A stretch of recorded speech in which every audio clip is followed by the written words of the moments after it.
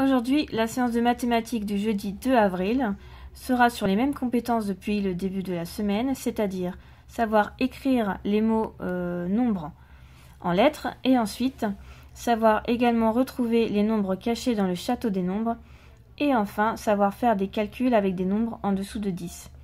Ici, tu reconnais les dizaines jusqu'à 50. Nous avons déjà appris en classe le mot 10 et le mot 20. Nous avions appris que dans 20, il y avait le G et le T qui sont muets. On se souvient qu'il y a le T parce qu'on peut dire une vingtaine. Il faut vraiment se souvenir qu'il y a un G ici caché. Ensuite, on a la dizaine 30.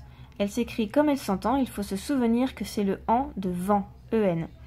C'est un piège parce que les autres ont le an de maman, A-N, donc il ne faut pas se tromper.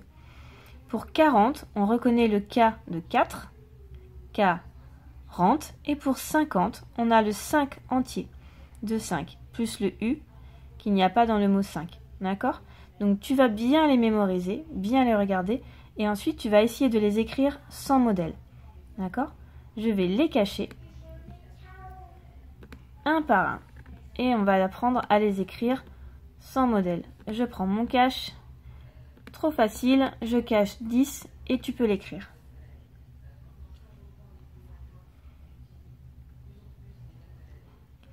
On vérifie. 10, D-I-X. Maintenant, je cache 20. Et on l'écrit.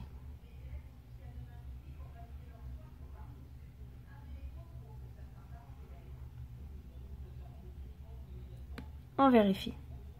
V-I-N-G-T. 30. Attention, je le cache. C'est parti. 30. Avec le an de vent.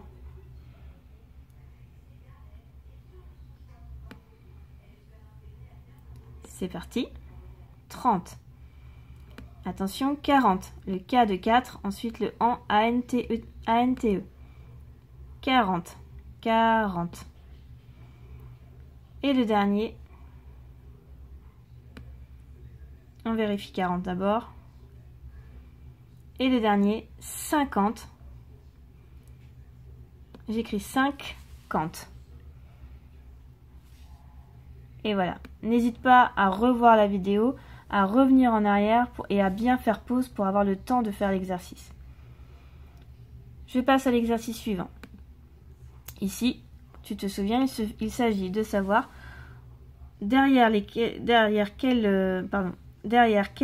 étiquette sont cachés les nombres. On a le A, le B, le C, le D, le E, le F et le G. Donc, tu écris sur ton cahier les lettres et à côté les nombres qui sont cachés derrière. Tu fais pause et tu peux faire l'exercice. C'est parti pour la correction. Le A est dans la ligne du 30. Je sais donc qu'il commence par un 3. Il est dans la colonne qui correspond au 1. Je suis donc dans la case du 31. On vérifie. Et oui, c'est bien ça. Pour le B, je suis dans les dizaines. Après la dizaine qui commence par un 7, c'est la dizaine qui commence par un 8. Elle s'appelle 80. Ensuite, je suis dans la case C. Case C qui est sur la ligne du 40. Et oui, après 43, c'est bien 44.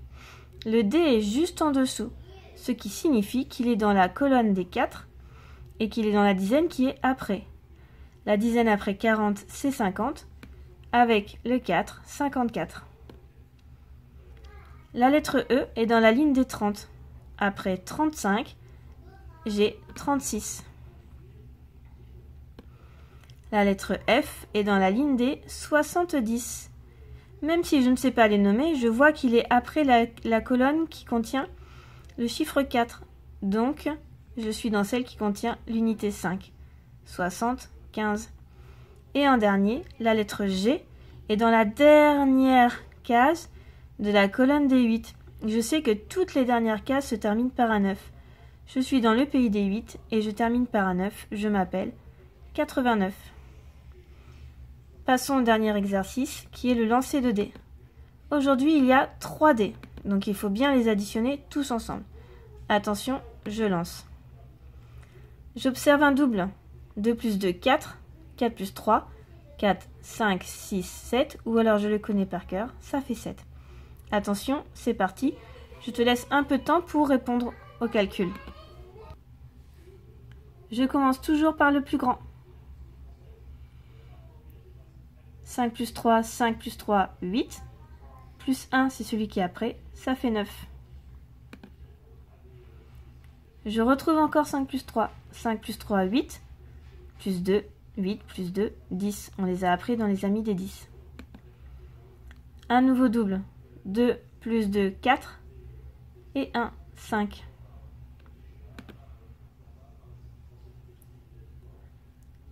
Un nouveau double. 6 plus 6, 12. Plus 2, 13, 14. Et le dernier.